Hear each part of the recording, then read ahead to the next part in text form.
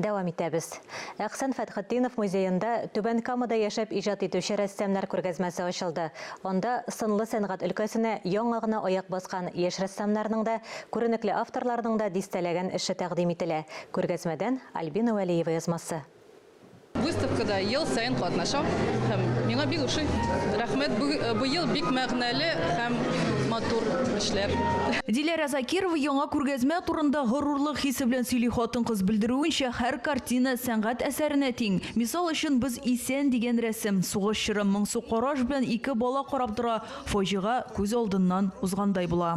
Бүгенге чара ул барыбыз өчен бик кирәкле дип саныйбыз, чөнки электән килгән танылган шәхесләр, танылган рәссамнар арасыннан без яңа рәсемнәрне ачабыз. Үзебез өчен төрле техникаларда эшләнгән картиналар. Аннан соң менә шәһәргә карата, табигатькә карата, кешегә карата мөнәсәбәтләр монда ачыклана. Түбән Камада иҗат иткән рәссамнар күргәзмәсе Әхсан Фәтхетдинов музейында ачыла. Онда күренекле һәм яшь авторлар картиналары урын алган. Алар төрле жанрларда иҗат итә: пейзаж, натюрморт, портрет. Миңа бу күргәзмә бик нык ошады. Безнең Түбән Кама шәһәрендә күп рәсемнәр икәнен бүген генә белдем.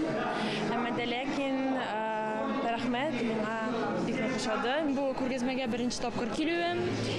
Бу күргәзмәдә мин Түбән Кама табигатен күрдем, үземнең авылымның табигатьләрен күрдем. Барысы да миңа бик ошады. Бик матурлар. Рәссамнар молодец.